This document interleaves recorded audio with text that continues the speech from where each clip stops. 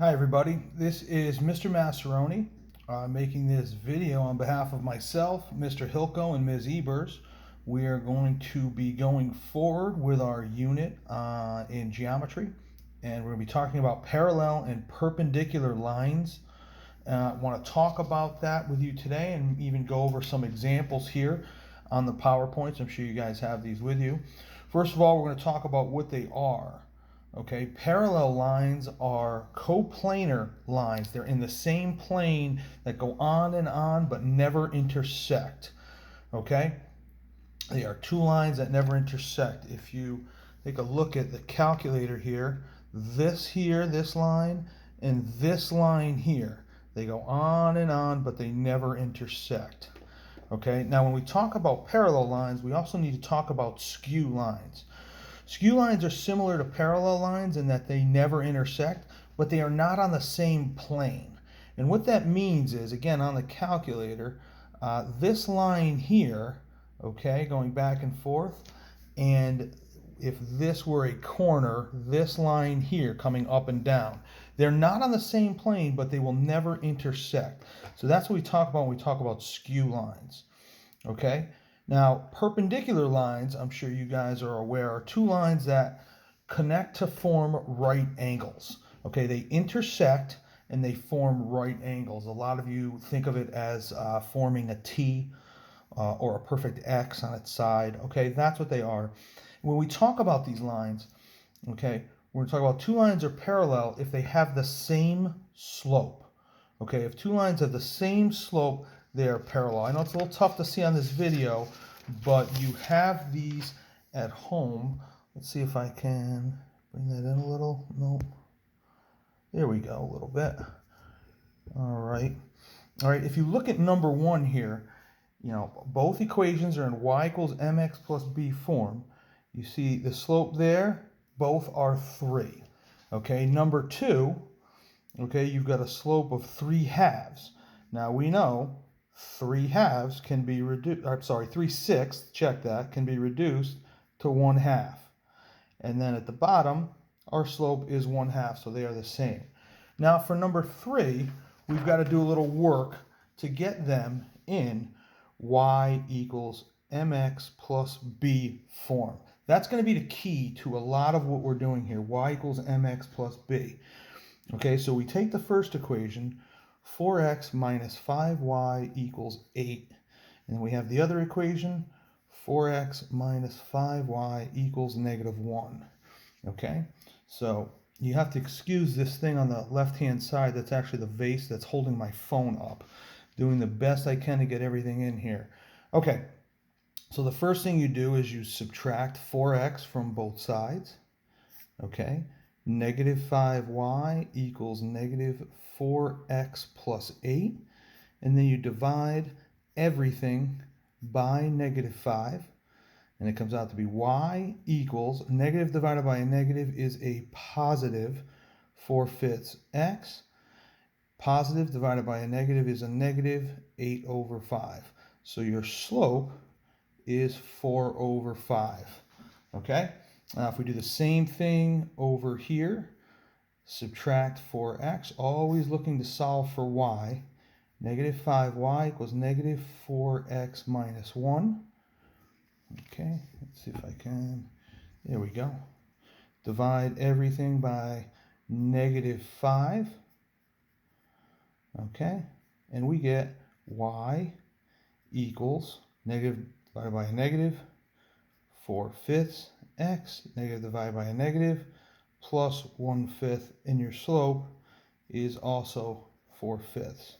So because they are the same, they are parallel. Okay? All right, there's that one. Now we're going to look at perpendicular lines down here at the bottom. Lines that are perpendicular, you say, are negative reciprocals. You will also hear me use the word opposite reciprocals. If one's positive, the other one's negative. If one's negative, the other one's positive. Okay?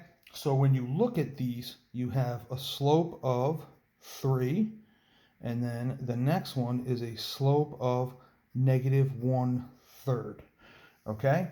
Technically, 3 is a fraction, is 3 over 1. So you flip that, take the reciprocal, and then change the sign. Okay? Number 2 makes it very easy. You've got a slope of 3 over 5, and the other slope is negative 5 over 3. Okay? But again, number 3, I'm going to do here on paper for you so that you can see how to do this.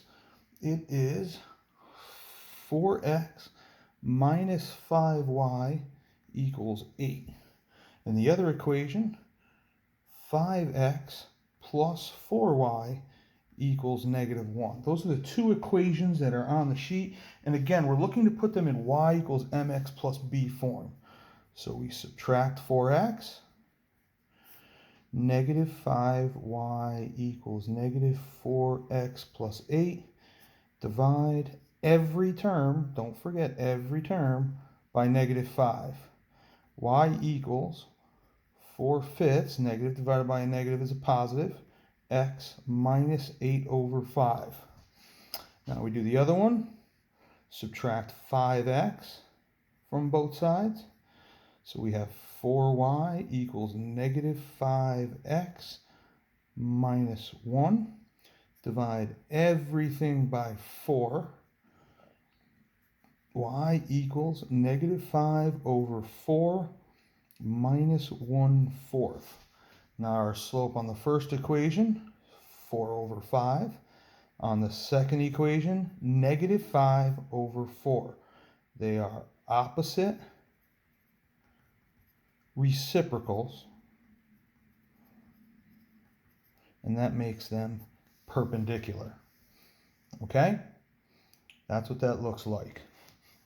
All right, now we're going to move on to some examples on the next slides and get you going forward on some of those.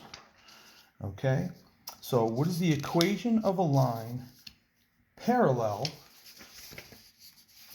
to y equals 3x plus 2 that passes through point A, negative 4, 6, okay?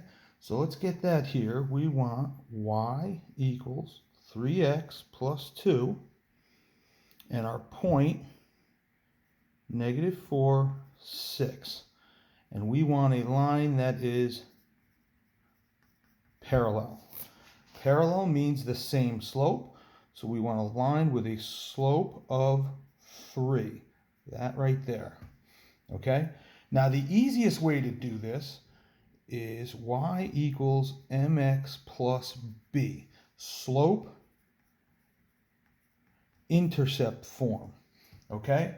Now you see there's 4 variables there in the equation, but we have 3 of them. We have our x, we have our y, and we have our slope. And with that, we can solve for our y-intercept and then just put it back into the equation easily, okay?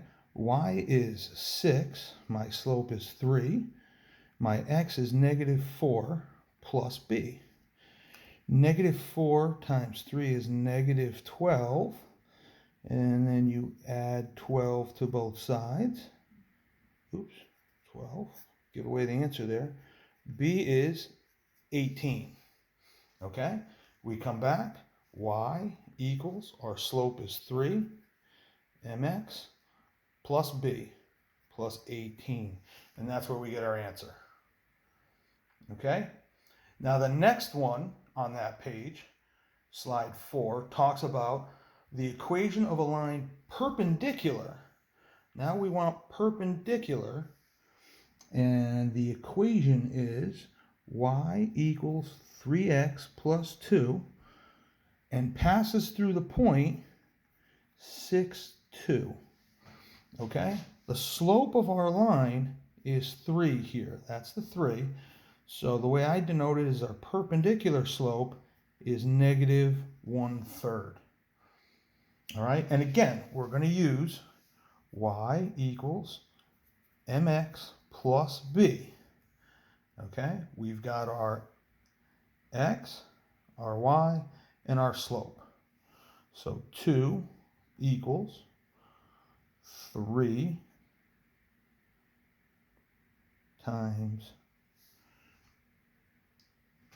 Yep, 3 times 6 plus b. Nope, check that, not 3. Using the wrong slope here. We want the perpendicular slope, negative 1/3. All right, count up my mistakes at the end. This is what you guys can do in my class. Send me the number of mistakes you hear me make on this video and correct, and send me that number via Google Classroom for 2 bonus points. Let's see if you get that right. Okay? We'll count up the mistakes and you guys can send them to me for 2 bonus points. All right, we have 2 equals negative 2 plus b. All right, so when you add 2 to both sides, you get b equals 4. Now we come back to our y equals mx plus b form, and it's y equals, let's get that into the screen, okay, our slope, negative 1/3 x plus 4, okay? And that's slide 4. So now we're going to move on to slide 5. Okay, a few more. Some of these are a little more involved as we go forward. Okay, the first question, we try to adjust this a little here. Let's see. Okay. If anything falls, I'm just going to do my best to correct it and just keep moving on here. All right, let's see. The equation of the perpendicular bisector. Perpendicular bisector, okay, to AB, where A is negative 1/5 and B is 3/11. Perpendicular bisector. So the perpendicular means we're going to be using slope. And again, opposite, reciprocal. And the bisector means we're finding the midpoint. That's the point right in the middle. Okay, so that's the key to this equation. First, we're going to go through and we're going to find the midpoint. Okay, and the midpoint, you guys should know the formula. You add your x coordinates, divide by 2. Add your y coordinates, divide by 2. Now you're going to get a coordinate point. Okay, it's going to be an actual point. It's not going to be a constant. So make sure you understand that as you do this. My x coordinates are negative 1 plus 3 over 2. And my y coordinates are 5 plus 11 over 2. Now negative 1 plus 3 is 2. 2 divided by 2 is 1. 5 plus 11 is 16. 16 divided by 2 is 8. So that is our midpoint. Okay? Now, what we also need is, for perpendicular bisector, we have to find the slope of those 2 points and then take the perpendicular line of that, the perpendicular slope to find that line. So let's start with our slope equals the change in your y coordinates over the change in your x coordinates, rise over run, however you like to remember it. Okay? And what I am going to do is, there it is, 11 minus 5 over 3 minus negative 1. Okay, so we get 6 over same change, 4, and that reduces to 3/2. So that's the slope of AB, but we want the perpendicular slope, so we want the opposite reciprocal, negative 2 over 3. Okay, now again, we have our slope, we have our x and our y, so we're going to start with y equals mx plus b. Okay, our y coordinate is 8, our slope is negative 2 over 3 times 1 plus b. Now negative 2 over 3 times 1 is just negative 2 over 3. So I'm going to add 2/3 to both sides of this equation. There we go. You know 8 is 24/3. So when you put those together, b is 26 over 3. Okay, now we have our slope, we have our y-intercept, y equals, and that slope was negative 2/3 x plus 26 over 3. Okay, now we've got one more problem to do, and it's the equation of a line tangent to a circle. And the circle is x plus 1 squared plus y minus 4 squared equals 25. And the point of tangency is 3, 1. Everything got there? Okay. Now we know the point of tangency is perpendicular to, it forms a right angle with the radius that comes from the center there. So what we're going to have to do is we find the slope of the line that contains the center and the point of tangency and take the opposite reciprocal to find the slope of the line. And then we have the point of tangency, we'll have the opposite reciprocal slope, and we will just put that all together into the equation. Okay? Now, first we need to find the center of our circle. And using this here, we have negative 1 and 4. Okay? And using that with our point of tangency, we're going to find the slope of that. Okay? So we want 4 minus 1 over negative 1 minus 3. And that gives us 3 over negative 4. There's the slope of the radius that gets us to the point of tangency. Now the line that hits that is the opposite reciprocal.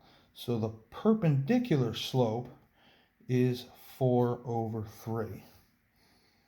Now we have that perpendicular slope. We have the point of tangency. Y equals mx plus b. We use our x, our y, and our m to solve for b. So our y was 1, our slope 4 over 3 times 3 plus b. Okay, 3 over 1 we can reduce, and we get 1 equals 4 plus b. Subtract 4, oops, lost it there. B is negative 3. So now we have that. We have our point of tangency, which was 3, 1. Oh, check that. We don't need that. We have our slope, which is 4/3. So we come out with y equals mx minus 3. And that is how you find the equation of the line tangent to that circle. I hope this was helpful. I hope I did okay here. I will take any and all feedback. Let me know what you guys think about the videos. Again, we're in the beginning process of doing new things here. Everybody's making an adjustment. I appreciate you guys being kind in your comments. Going forward, you will see videos about the classwork, pages 26 to 27, and the homework, pages 30 to 31. Please complete those, and you will see those videos coming up later in the week. I hope everybody is staying healthy and safe, and hope to see everybody soon. Take care, and look for new videos coming to you. Bye.